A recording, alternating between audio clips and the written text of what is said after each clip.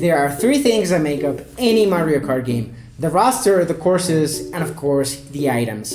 Now, we've all been hearing a lot of speculation about what the roster and courses could look like in the so-called Nintendo Kart. You know, that rumored future installment in the Mario Kart series, but expanded to other Nintendo franchises. But we haven't heard as much about the potential items, which is kind of weird to me because this could mean one of the most interesting changes to the series as a whole. I mean, just coming up with ideas for this video already has me super excited.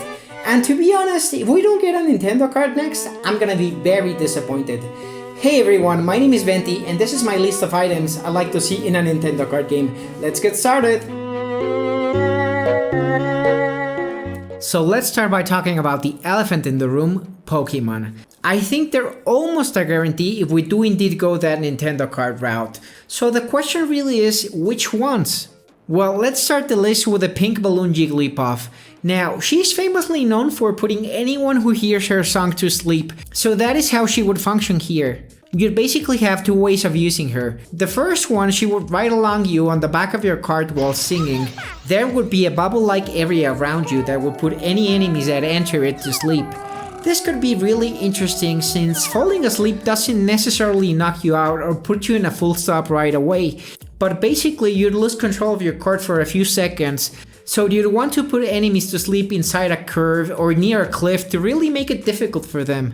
The second way to use her would be like firing a shell behind you. She would drop off your cart and set up in the road. Put up some amps and speakers so the area of effect would be much bigger, but then again, to counter that, she would be stationary in this mode. Next, from the Zelda series, the very iconic Hookshot. Now, just like in the games, you can either pull things towards you or pull yourself towards them, depending on the weight. So for example, if you're using a heavy character like Bowser and pull someone who's lighter than you, they'll be pulled towards you, and vice versa. You could also snag items either on the road or trailing behind a character. Also, if you hookshot a wall or terrain, you will be pulled towards it, which could have really creative shortcut opportunities. And as a side note, shout out to Motor Combat from Mortal Kombat Armageddon, which had a very similar concept in Scorpion's Hook. This would be basically that, but with additional functionality.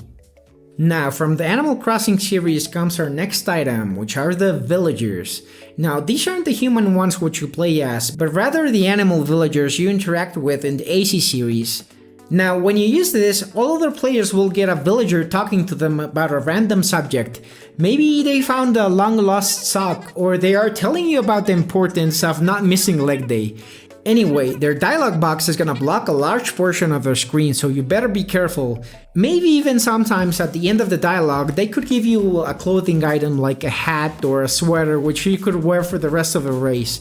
Small touches like this go a long way in my opinion. So back to another Pokemon, and it's Mime time.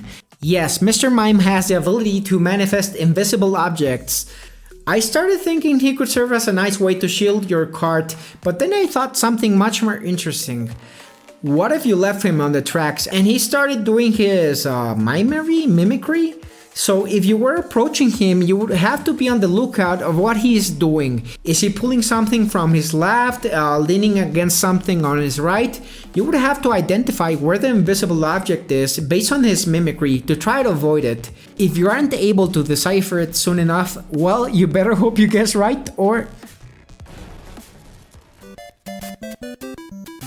Now, if I could wish for just one item on this list to be added to the game, it would be this one. The Bongos from...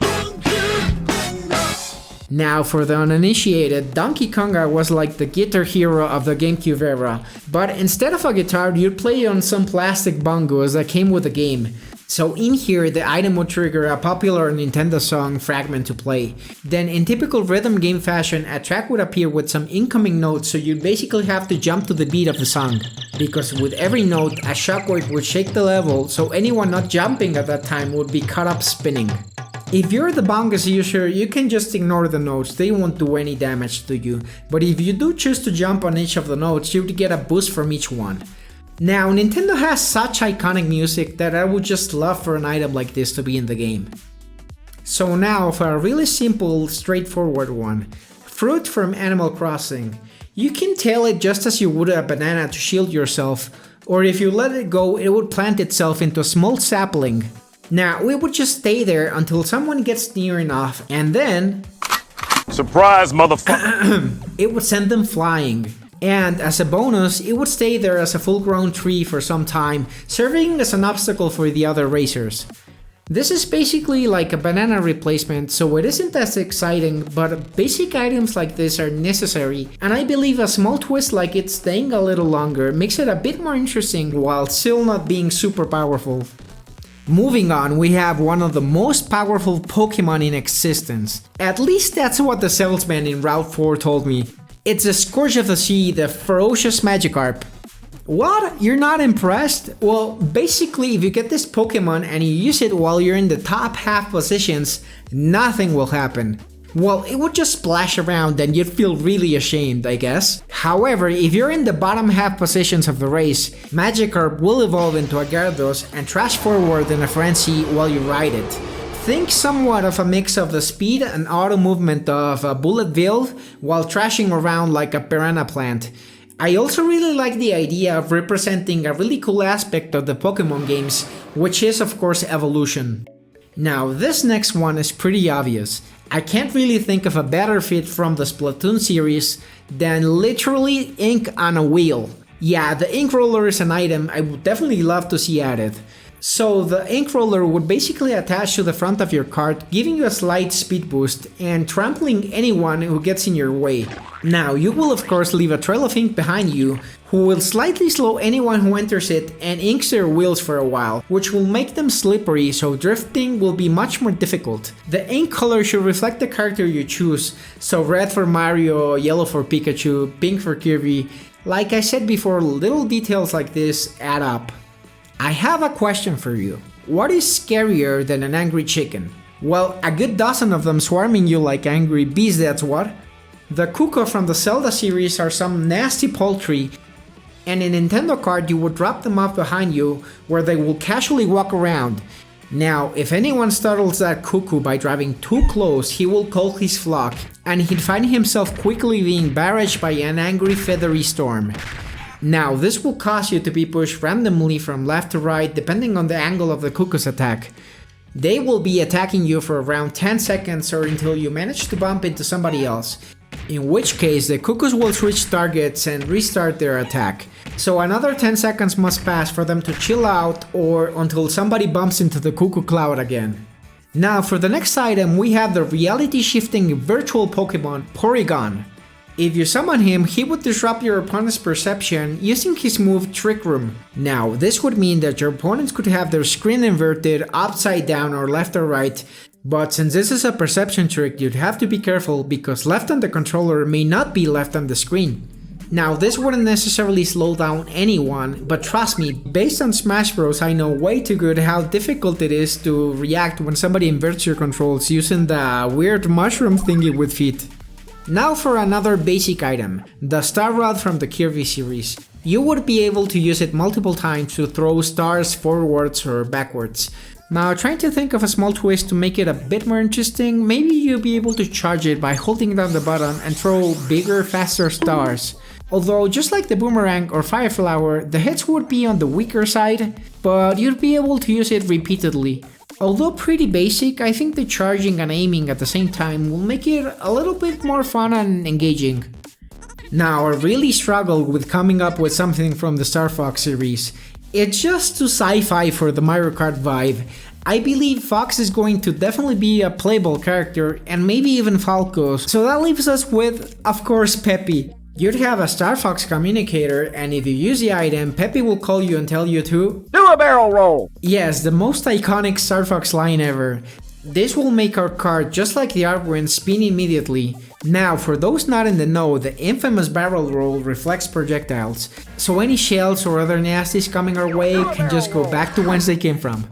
Now, just not to anger all the Sleepy fans out there, yes, the 6 of you, let's make it so whenever there's a projectile incoming, Sleepy radios in and says, "Incoming enemy missile!" This of course just passively just by holding the item. Now for the last Pokemon of the list, probably the most iconic one next to Pikachu. It is Charizard, of course. He is going to be one of those powerful items you only get in the last positions. Now, as soon as you summon him, he would fly up and speed ahead to rain fire upon anyone who is unlucky enough to be ahead of you. So they would have to be dodging all these patches of fire that would be littered throughout the tracks, while you as a driver who summoned him can just ignore the flames and go straight ahead. And now for the final item, one of the most iconic artifacts all across Nintendo, the legendary Triforce from the Zelda series. As most of you know, the Triforce consists of 3 distinct pieces, the Triforce of Wisdom, Courage, and Power. So this would be a very rare and unique item, meaning that no 2 racers can have it at the same time. Now, when you get your first piece, it would be the Triforce of Wisdom, and it by itself wouldn't be usable, but it will float above you and passively reveal the contents of the item boxes in the game. So ideally, you can search for the next Triforce pieces. Grabbing the second piece, the Triforce of Courage will have it rotate around you and shield you from any damage, basically acting like a star without the speed boost. You don't want this happening though, as any hit or damage will break both pieces of your Triforce, consuming the items. But if you manage to get the third and final piece without being hit in phase 2, you unleash its ultimate power. And what is that, you ask? Well, you become the blue shell. Yes, grabbing the final piece makes the Triforce whole and immediately blasts you as a golden light to first place, where you land explosively to take the lead as you crush the hopes of the one unlucky enough to witness it firsthand.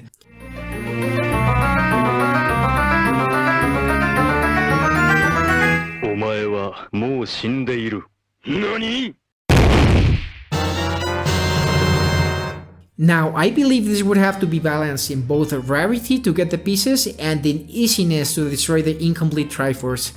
After all, everyone can see the pieces you have on you and can be ready to hit you with something on stage 2.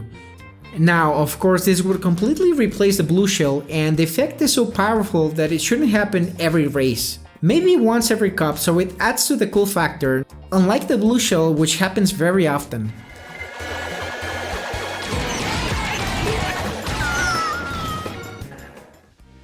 So that was my wishlist / predictions for the items in the hopefully inevitable Nintendo Kart game. Did I miss any you think it's an absolute must? Tell me about it in the comments below, I'd love to hear your ideas. And who knows, we might even get one right. Anyway guys, this video took a lot of effort to make, so I really do appreciate you watching it. And with that said, that's it for this video, and I'll see you guys next time. Bye!